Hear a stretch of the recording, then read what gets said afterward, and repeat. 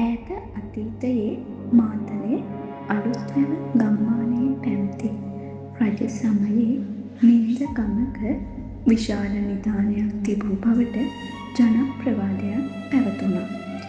ඒ නිධානය ආරක්ෂා කළේ රක්ත බහිරවරිය. ලේ පූජාවක් නොදී ඒ නිධානය අතගාන්න කිසිම මනුස්සයෙකුට පුළුවන්කමක් තිබුණේ නැහැ.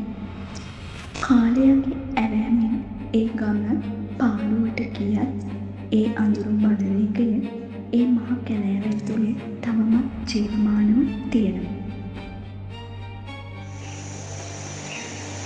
ගොම්මන් වෙලාව මේ දැස යන පැත්තේ අහස රතුම රතු පාට කුරුටුබිලි පූජාවක ලේ තැවවිලා වගේ. හුළඟ හමාගෙන ආවේ මහ මුසල ගඳක් එක්ක. සෝමපාල මාමා තමන්ගේ පැරණි ගෙදර එළිපත්ත උඩ වාඩි වෙලා හුළඟ පිටක් හපමින් සිටියේ මහ ලොකු කල්පනාවක. එයාගේ මූණේ තිබුණේ මහ අමුතු බයක්. පුතා සිරිපාල, අද මහ රෑට කැලේ පැත්තට යන්න ලෑස්ති වෙන්න එපා. අද නිකන් දවසක් නෙවෙයි. අද බහිරව පූජාව තියෙන අමාවක දවස. සිරිපාල ඒ කතාව ගණන් ගත්තේ නැහැ. එයා කොළඹ ඉඳන් ආපු තරුණයෙක්. විද්‍යාව සහ සල්ලි විතරක් විශ්වාස කරපු කෙනෙක්. එයාගේ හිතේ තිබුණේ එකම එක අරමුණ.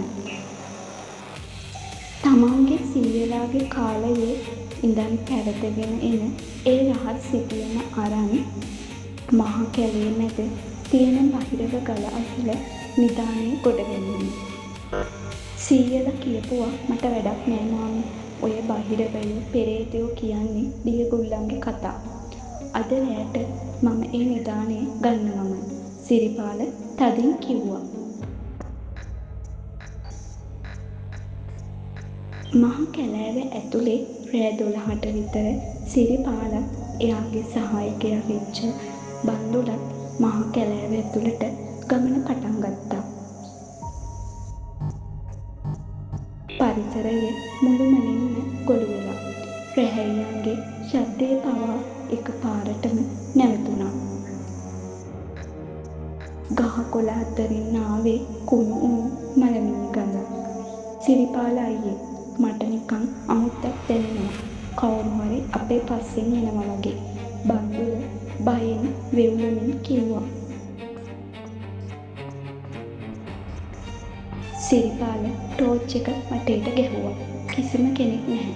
ඒත් ගස් දෙකක් අතරින් මහ කළු පාට අඩි 10ක් විතර උස හුදකලා ඡායාවක් පෙනී නොපෙනී ගියා.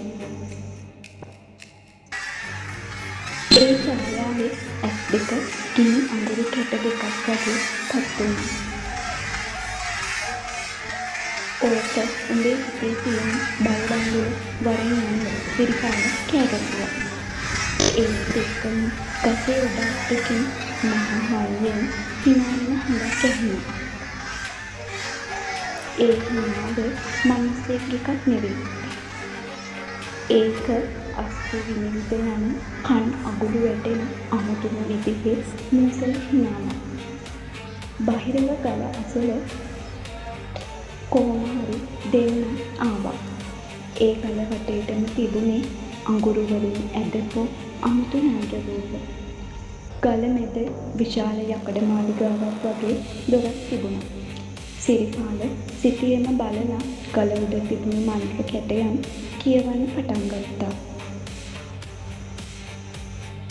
ඒ මණ්ඩලය කියවලා ඉවරවීමත් එක්කම අහස එකපාරටම කළු කරලා අකුණු ගහන්න පටන් ගත්තා.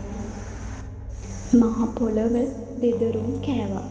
ගල පිටුපසින් මතුවුනේ මහ ඇට සැකිල්ලක් වගේ කෙට්ටු බඩ විතරක් ලොකුවට තියෙන කටින් කේටේ වෑහෙන සතෙක්. ඒ වෙන කිසිවෙක් නෙවෙයි, පෙරේතයෙක්. ඒ පෙරේතයා හිටියේ නිධානයට ලොබ බැඳලා ඒ අසලම මියගිය පැරණි කෙනෙකුගේ ආත්මය. මගේ ඒක මගේ තොපිට දෙන්නේ නෑ. පෙරේතයා අමුතු හඬකින් කෑගැසුවා. බන්දුල බයෙන් සිහි නැති වී බිම වැටුණා. සිරිපාල තමන් ළඟ තිබුණු ආරක්ෂිත යන්ත්‍රය ඉදිරියට ඇල්ලුවා. පෙරේතයා මහා හයියෙන් විලාප තබමින් ඈතට දිව්වා.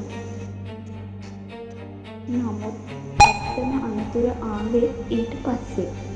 පොළව අඩියක් විතර යටට හැරූ සිරිපාලට රත්තරන් පෙට්ටිය හම්බ වුණා.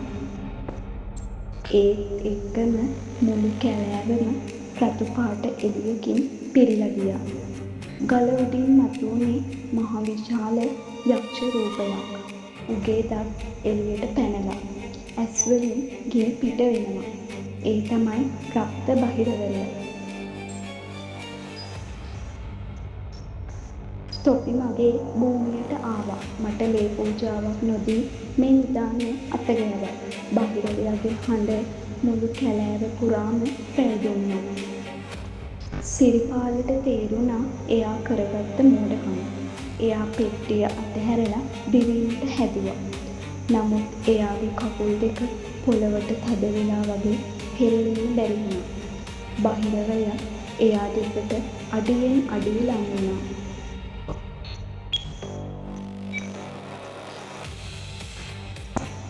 රක්ත බහිරවරයාගේ අඩි පාරට මුළු මහ කැලෑවම දෙදරින් කෑවා. සිරිපාලගේ කකුල් දෙක පොළවට අල්ලා තද කරලා වගේ මිලිමීටරයක්වත් හෙල්ලෙන්න බැහැ. මනුස්සයෝ තොපි රත්තරන් වලට තියෙන තණ්හාවට මගේ භූමියට ආවා. ඒත් මේ නිදානය අයිති ජීවත් වෙන අයට නෙමෙයි මලවුන්ට. බහිරවයාගේ අමුතු ගගනගාමී හඬ මුළු කැලෑව පුරාම රැවුදුණා. ඒත් එක්කම ගස උඩ සිටි පෙරේතයන් කිහිප දෙනෙක් බිමට පැන්නා. උන්ගේ ඇට සැකිලි වැනි දිගු ඇඟි වලින් සිරිපාලගේ ඇඳුම් වලින් ඇද්දා. සිරිපාලට කෑ ගැහෙන්න හදද්දි කටින් සද්දයක් පිටුනේ නැහැ. සිහි නැති වී සිටි බන්දුලට එකපාරටම සිහිය ආවා. එයා දැක්කේ සිරිපාලගේ බෙල්ලෙන් අල්ලගෙන අහසට උස්සන විශාල කළු ඡායාව. බන්දුල බයෙන් වෙල්ලමින් තමන්ගේ සාක්කුවේ තිබුණු පැරණි සුරය අතට ගත්තා. ඒක එයාගේ අත්තම්මා දුන්නු අභිසම්භවාහි පිරිතෙන් චීනන කරපු සුරයක්. සිරිපාල අයියේ මේක අල්ලගන්න බන්දුල කෑගසා සුරය සිරිපාල දෙසට විසි කරා. සුරය රක්ත බහිරවයාගේ ඇඟේ වදිනවත් එක්කම විශාල ගිනි ජාලාවක් මතුවුණා. බහිරවයා මහා හයියෙන් විලාප තබමින් පසුබැස්සා.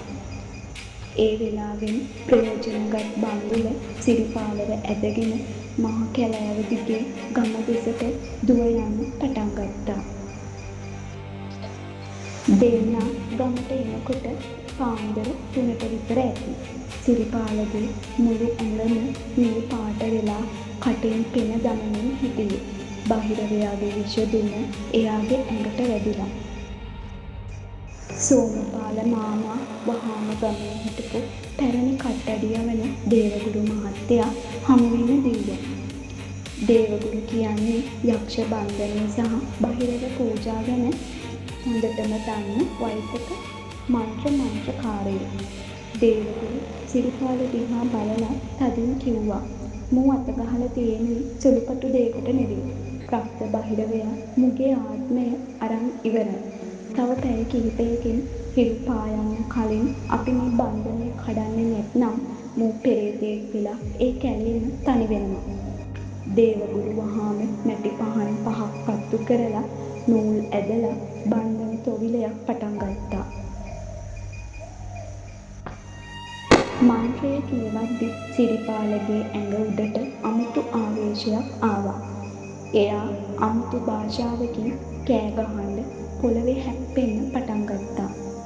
ගෙදර වහලයට මහ කළු කපුටන් රෑන එකපාරටම කඩා වැටුණා. දේවගුරුට තේරුණා තොවිලයෙන් විතරක් මේක නවත්තන්න බැරි බව.